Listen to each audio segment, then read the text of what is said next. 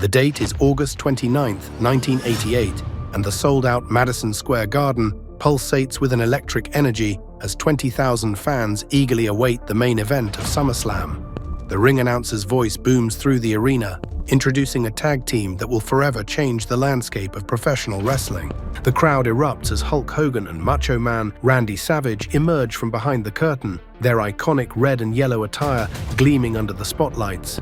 They stand tall, exuding an aura of invincibility, their every move scrutinized by millions watching around the world. As they make their way down the aisle, the deafening roar of the crowd escalates in full force. This isn't just another match. It's a cultural phenomenon unfolding before our eyes. Across the ring stand their formidable opponents, the Megabucks, comprised of the $1 Million Man and André the Giant, accompanied by their devious manager, Bobby the Brain Heenan.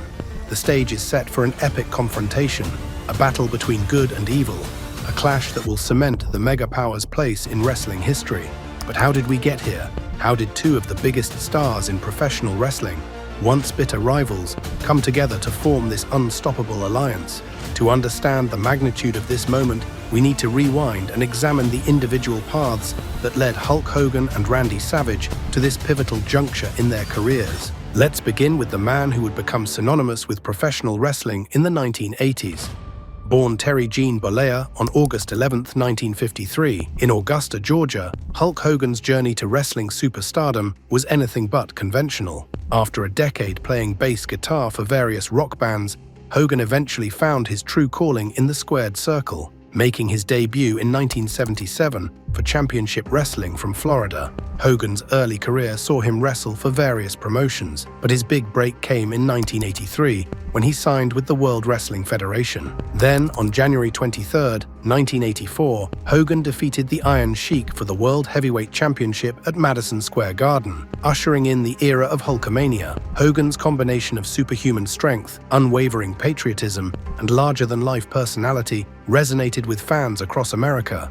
His trademark red and yellow attire and his signature leg drop finisher became cultural touchstones. Throughout the mid-1980s, Hogan dominated the WWF landscape. He headlined the first WrestleMania in 1985, teaming with Mr. T to defeat Roddy Piper and Paul Orndorff. This event marked the beginning of wrestling's mainstream crossover, with celebrities like Cyndi Lauper and Muhammad Ali getting involved in the spectacle. Hogan's reign at the top seemed unassailable, but a new challenger was about to emerge, one who would push him to his limits and ultimately become his greatest ally. Enter Macho Man Randy Savage.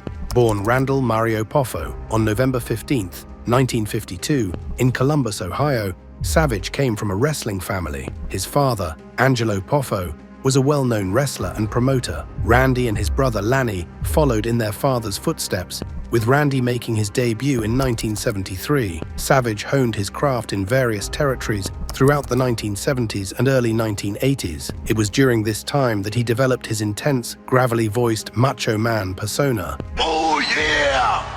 In 1985, Savage signed with the WWF and immediately began making an impact with his flamboyant ring attire, unique mannerisms, and exceptional in-ring ability. His debut sparked a bidding war between managers vying for his services. In a surprising twist, Savage introduced Miss Elizabeth as his manager, adding a touch of elegance to his wild persona. The defining moment of Savage's early WWF career came at WrestleMania 3 on March 29, 1987. In front of a record-breaking crowd of over 93,000 fans at the Pontiac Silverdome, Savage faced Ricky the Dragon Steamboat in what many consider one of the greatest matches in wrestling history. The 14-minute technical masterpiece saw Savage ultimately lose the Intercontinental title, but his performance elevated him to new heights of stardom. By late 1987, both Hogan and Savage were at the pinnacle of their careers, beloved by fans but existing in separate orbits. The collision course that would bring them together was set in motion on October 3, 1987,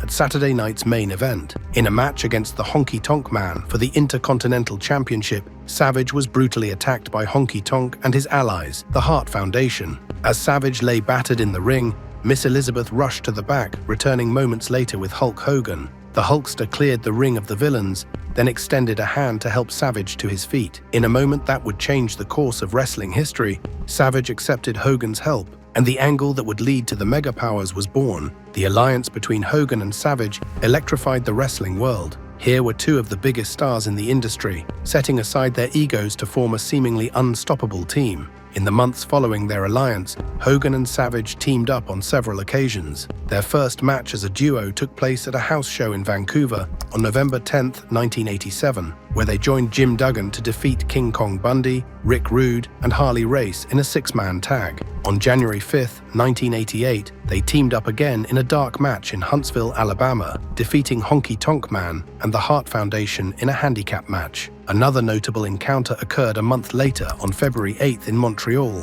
where Hogan, Savage, and Ricky Steamboat triumphed over Honky Tonk Man and the Hart Foundation. The momentum continued to build through early 1988, leading to a pivotal moment at WrestleMania 4 on March 27th. In a grueling one-night tournament for the vacant World Heavyweight Championship, Savage emerged victorious, defeating the $1 Million Man in the finals with a little help from Hogan. The image of Savage hoisting Miss Elizabeth onto his shoulder, holding the championship belt aloft, with Hogan pointing at the two of them, became an iconic symbol of their alliance. A few months later, while Hogan was on a leave of absence, Savage was still embroiled in a heated feud with the $1 Million Man, who, along with André the Giant, ambushed him during an interview. Savage then issued a challenge for a tag team match, promising to reveal a partner. In a dramatic turn, Savage announced the returning Hulk Hogan as his ally, setting the stage for their showdown at SummerSlam. This brings us back to that electric night at Madison Square Garden on August 29th. In their first official debut as a tag team, SummerSlam's main event pitted the Mega Powers against the Mega Bucks in a match that epitomized the excess and spectacle of 1980s wrestling. With Jesse, the Body Ventura, as the special guest referee and Miss Elizabeth in their corner, Hogan and Savage faced their toughest challenge yet. The match itself was a roller coaster of action and drama. The Mega Bucks used every underhanded tactic in their arsenal, while Ventura's biased officiating further stacked the odds against the Mega Powers. Just when it seemed the villains might prevail, Miss Elizabeth turned the tide. In a shocking moment, she climbed onto the apron and tore away her skirt, revealing her panties and distracting both the Megabucks and Ventura. This allowed Hogan and Savage to rally, culminating in a devastating top rope elbow drop from Savage, along with Hogan's signature leg drop for the victory. The SummerSlam triumph solidified the Mega Powers as the most dominant force in the WWF. They seemed unstoppable, a perfect blend of Hogan's raw power and charisma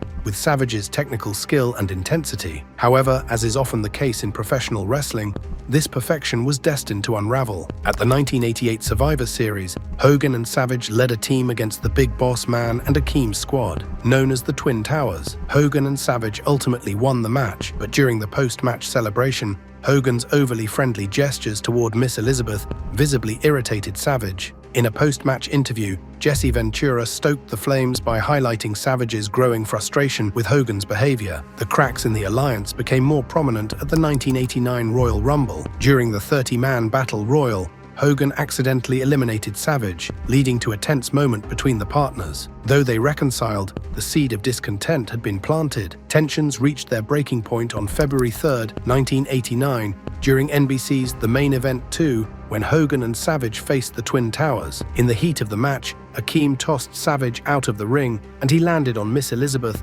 knocking her unconscious. Hogan, seeing the situation, rushed to carry Elizabeth to the medical area, leaving Savage alone to battle the Twin Towers. When Elizabeth revived, she urged Hogan to return to the ring, where Savage had been fighting alone for several minutes. Hogan eventually rejoined, but when he called for a tag, Savage, furious at being abandoned, slapped him in the face. Savage stormed off with his championship belt, leaving Hogan to win the match solo. Backstage, Savage, in a rage, accused Hogan of overshadowing him as world champion and trying to steal Miss Elizabeth. When Hogan arrived to check on Elizabeth, Savage's anger exploded, accusing him of betrayal and hitting him with the championship belt, officially ending their partnership and igniting their bitter feud. This brouhaha set the stage for one of the most anticipated matches in WrestleMania history. On April 2, 1989, at WrestleMania 5, Hulk Hogan and Randy Savage faced off for the World Heavyweight Championship. The match was a culmination of months of build-up, with the personal animosity between the former friends palpable. In a grueling contest that saw both men push each other to their limits,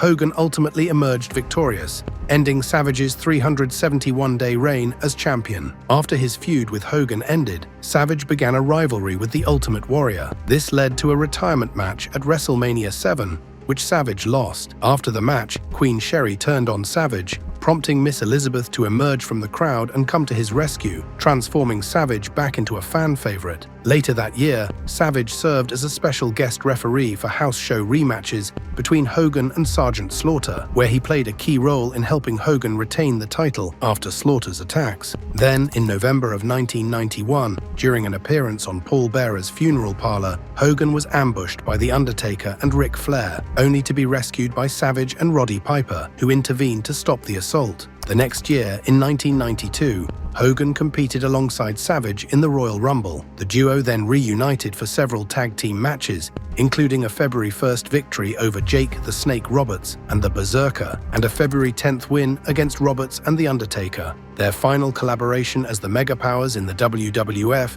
came on March 29, 1992, when they defeated Ric Flair and Sid Justice by disqualification at a house show in Auburn Hills, Michigan. But Hogan and Savage's real-life friendship fell apart later that year after Miss Elizabeth filed for divorce from Savage. In a 1993 interview, Savage candidly blamed Hogan and his wife Linda for influencing Elizabeth and driving a wedge between them. In the years that followed, both men's careers would take unexpected turns. Hogan remained the face of the WWF until 1993, when he departed for World Championship Wrestling. Savage followed suit in 1994, reigniting their rivalry in a new promotion. The Mega Powers reunited after Hogan convinced WCW President Eric Bischoff to sign Savage. Savage, hinting at mixed feelings toward Hogan, eventually aided him at Starrcade 1994, solidifying their alliance. Initially called the Monster Maniacs, they teamed at Clash of the Champions 30, and then Jimmy Hart's betrayal at Halloween Havoc led to a reunion in a Doomsday Cage match at Uncensored 1996. Despite their efforts, they lost to Ric Flair and the Giant at Clash of the Champions 32. Then Hogan's shocking heel turn at Bash at the Beach 1996 saw him betray Savage and Sting, aligning with the New World Order. Their real-life feud was woven into the storyline, with Hogan accusing Savage of ingratitude, leading to a dramatic Halloween Havoc clash for the WCW title. Despite Savage nearly winning, Hogan prevailed and retained the championship. After losing to Hogan at Halloween Havoc, Savage returned in January 1997 and eventually turned heel, aiding Hogan at Super Brawl 7 and teaming with him in tag matches. Tensions resurfaced over NWO leadership, leading to their split into two factions, Hogan's NWO Hollywood and Savage's Wolfpack. Their final clash came when Hogan took the World Heavyweight Championship from Savage on July 12, 1999. 12 years later, Savage's own life then came to a tragic and untimely end on May 20, 2011, when he suffered a heart attack while driving his Jeep Wrangler home from breakfast. His passing was mourned by fans and fellow wrestlers alike, with many reflecting on his immense contributions to the sport. Hogan, the last surviving member of the Mega Powers, continues to be a controversial figure in wrestling. While his impact on the industry is undeniable, personal scandals have arguably tarnished his legacy. As we look back on the Mega Powers, we're reminded of wrestling's unique ability to tell compelling stories,